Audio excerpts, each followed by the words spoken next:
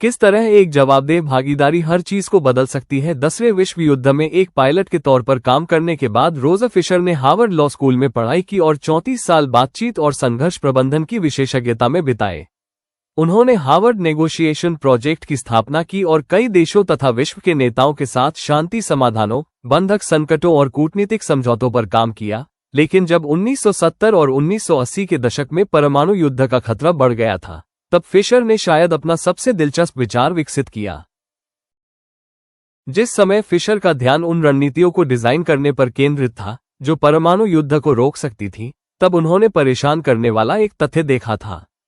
किसी भी राष्ट्रपति के पास ऐसे कोड लॉन्च करने की सुविधा है जो लाखों लोगों को मार सकते हैं, लेकिन वास्तव में वे कभी किसी को मरते नहीं देखेंगे, क्योंकि वे हमेशा हजारों मील दूर रहेंगे।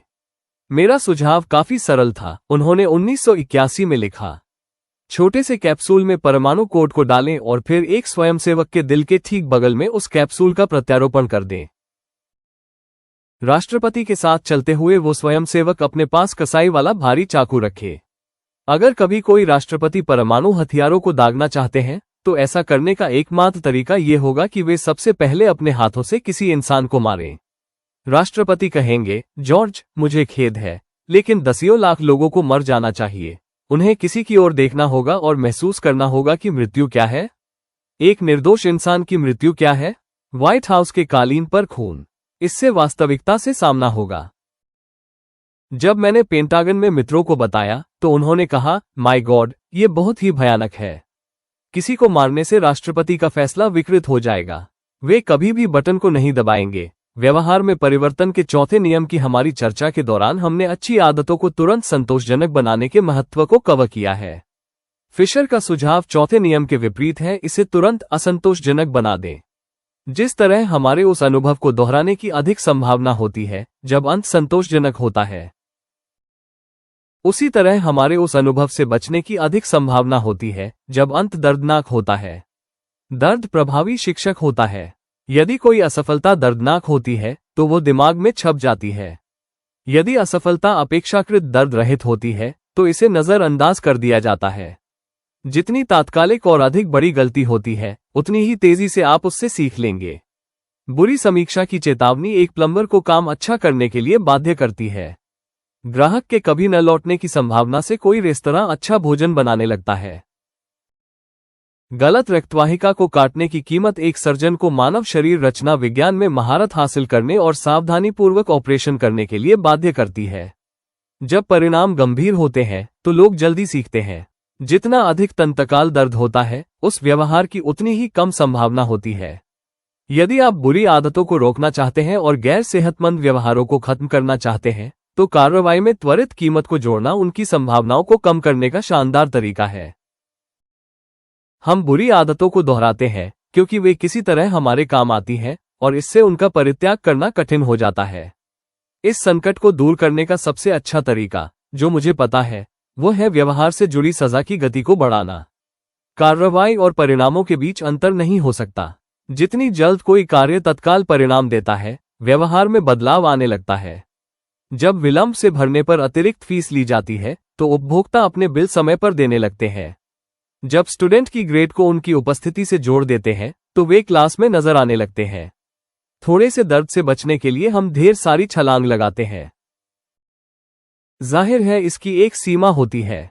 यदि आप व्यवहार को बदलने के लिए सजा पर भरोसा करने जा रहे हैं तो सजा की ताकत उस व्यवहार की सापेक्ष शक्ति से मेल खानी चाहिए जिसे वो सही करने की कोशिश कर रही है।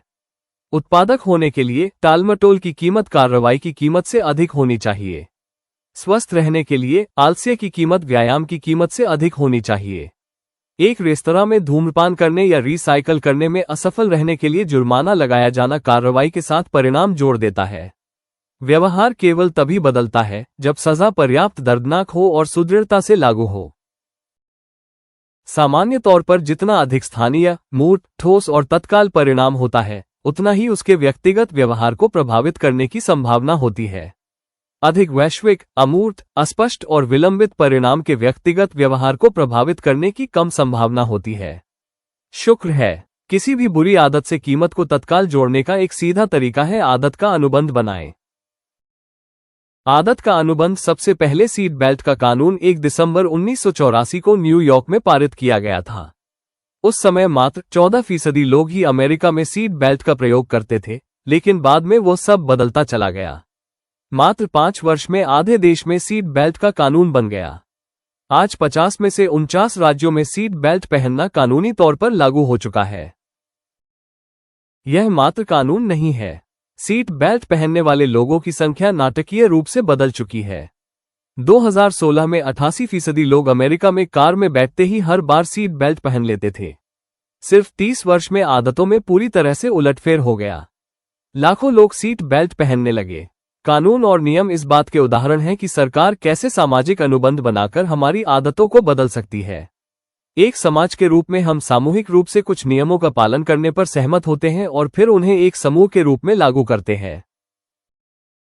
जब भी कोई नया कानून व्यवहार को प्रभावित करता है, जैसे सीट बेल्ट कानून, रेस्तरां के अंदर धूम्रपान पर प्रतिबंध लगाना, अनिवार्य रिसाइक्लिंग आदि, तो ये हमारी आदतों को आकार देने वाले सामाजिक अनुबंध का एक उदाहरण है। समूह एक निश्चित तरीके से कार्य करने के लिए सहमत होता है और यदि आप उसका पालन नहीं करते हैं तो आपको दंडित किया जाता है। जिस तरह सरकारें नागरिकों को जवाबदेह रखने के लिए कानूनों का उपयोग करती हैं, उसी तरह आप भी खुद को जवाबदेह बनाने के लिए आदत का अनुबंध बना सकते हैं। आदत का अनुबंध एक मौखिक या लिखित समझौता है जिसमें आप एक विशेष आदत के लिए अपनी प्रतिबद्धता को व्यक्त करते हैं और उस सजा के प्रति भी प्रतिबद्धता को व्यक्त करते हैं जो आपके द्वारा पालन नहीं होने पर मिलेगी। तब आप 1 या 2 लोगों को अपने जवाबदेही भागीदार के रूप में पाते हैं जो आपके साथ अनुबंध पर सहमत होते हैं। नैशविल, टेनेसी के उद्यमी ब्रायन हैरिस पहले ऐसे व्यक्ति थे जिन्हें मैंने इस रणनीति को अपनाते देखा था। अपने बेटे के जन्म के तुरंत बाद हैरिस ने महसूस किया कि वे कुछ पाउंड वजन घटाना चाहते हैं। उन्होंने स्वयं अपनी पत्नी और निजी प्रशिक्षक के बीच आदत का अनुबंध लिखा। इसका पहला विवरण था 2017 की पहली तिमाही के लिए ब्रायन का एक उद्देश्य सही तरीके से फिर खाना शुरू करना है ताकि वह बेहतर महसूस करे, बेहतर दिखे और 10% चर्बी घटाने के साथ 200 पाउंड वाला शरीर पाने के अपने दीर्घकालिक लक्ष्य को प्राप्त करने में सक्षम हो सके। उस कथन के नीचे हैरिस ने आदर्श परिणाम प्राप्त करने का एक रोडमैप तैयार किया। चरण पहला, पहले 3 माह में स्लो कार्ब डाइट का पालन किया जाएगा। चरण दूसरा, दूसरे 3 माह में सख्ती से मैक्रोन्यूट्रिएंट को ट्रैक किया जाएगा। चरण 3, तीसरे 3 माह में अपने आहार और व्यायाम कार्यक्रम के विवरण को फिर परिभाषित करके उसे बनाए रखा जाएगा। अंत में उन्होंने दैनिक आदतों में से उस प्रत्येक आदत को लिखा जो उन्हें उनके लक्ष्य तक ले जाएंगी। उदाहरण के लिए, प्रत्येक दिन सारे भोजन के बारे में लिखना और खुद का वजन लेना। और फिर उन्होंने सजा को सूचीबद्ध किया। यदि वे असफल हो गए तो यदि ब्रायन इन 2 बातों को नहीं करते हैं तो निम्नलिखित परिणाम लागू होंगे। उन्हें बाकी तिमाही के लिए प्रत्येक कार्य दिवस और प्रत्येक रविवार की सुबह ड्रेसअप होना होगा। ड्रेसअप को जीन्स, टी शर्ट, हुडी या शॉर्ट्स न पहनने के रूप में परिभाषित किया गया। यदि वे सूची के अनुसार भोजन लेने में चूक जाते हैं तो जॉय उनके प्रशिक्षक को अपने हिसाब से उपयोग करने के लिए $200 भी देंगे। पृष्ठ के निचले भाग में हैरिस, उनकी पत्नी और उनके प्रशिक्षक सभी ने अनुबंध पर हस्ताक्षर किए। इसके प्रति मेरी शुरुआती प्रतिक्रिया ये थी कि अनुबंध अत्यधिक औपचारिक और अनावश्यक लग रहा था, खासकर हस्ताक्षर, लेकिन हैरिस ने मुझे आश्वस्त किया कि अनुबंध पर हस्ताक्षर करना गंभीरता का संकेत था। उन्होंने कहा, जब भी मैं इस हिस्से को छोड़ता हूं तो मैं लगभग तुरंत सुस्त पड़ना शुरू करता हूं। 3 महीने बाद पहली तिमाही के अपने लक्ष्यों को प्राप्त करने पर हैरिस ने अपने लक्ष्यों को अपग्रेड किया।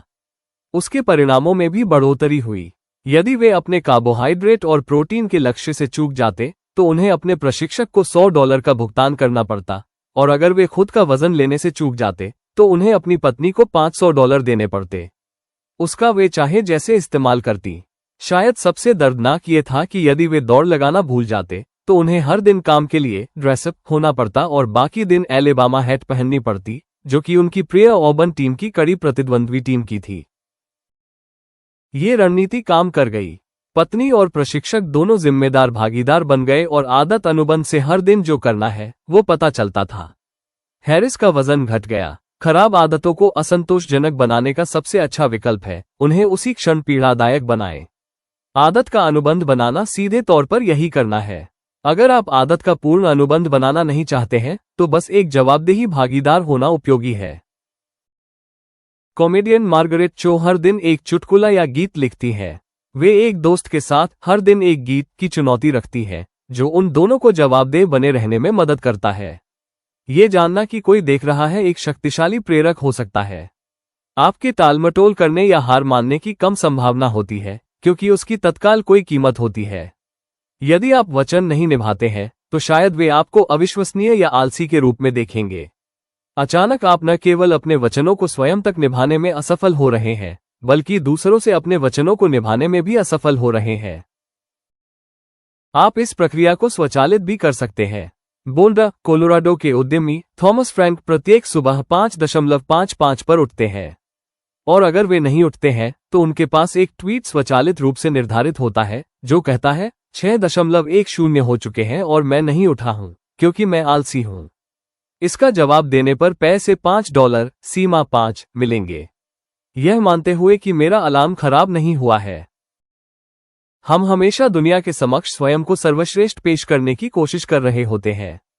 हम अपने बालों को कंघी करते हैं, अपने दांतों को ब्रश करते हैं और सावधानी से कपड़े पहनते हैं क्योंकि हम जानते हैं कि इन आदतों के प्रति सकारात्मक प्रतिक्रिया मिलने की संभावना है। हम संभावित नियोक्ताओं, साथियों और अपने दोस्तों और परिवार को प्रभावित करने के लिए अच्छे ग्रेड प्राप्त करना चाहते हैं और शीर्ष स्कूलों से स्नातक होना चाहते हैं। हम अपने आसपास के लोगों की राय की परवाह करते हैं क्योंकि यह मदद करता है कि दूसरे हमें पसंद करें। ठीक यही कारण है कि जवाबदेही भागीदार प्राप्त करना या आदत के अनुबंध पर हस्ताक्षर करना इतने अच्छे ढंग से काम करता है। अध्याय का सार, व्यवहार में परिवर्तन के नियम 4 का उल्टा है, इसे असंतोषजनक बनाएं। यदि कोई बुरी आदत पीड़ादायक या असंतोषजनक है तो हम उसे दोहराएंगे, इसकी संभावना कम ही होती है। एक जवाबदेही भागीदार निष्क्रियता की तात्कालिक कीमत पैदा कर सकता है। हम इस बात की गहराई से परवाह करते हैं कि दूसरे हमारे बारे में क्या सोचते हैं और हम नहीं चाहते कि दूसरे हमारे बारे में प्रतिकूल राय रखें। आदत के अनुबंध को किसी भी व्यवहार में सामाजिक कीमत को जोड़ने के लिए इस्तेमाल किया जा सकता है। यह वादों का उल्लंघन करने की कीमत को पीड़ादायक और सार्वजनिक बना देता है। ये जानना कि कोई अन्य आपको देख रहा है एक शक्तिशाली प्रेरक हो सकता है।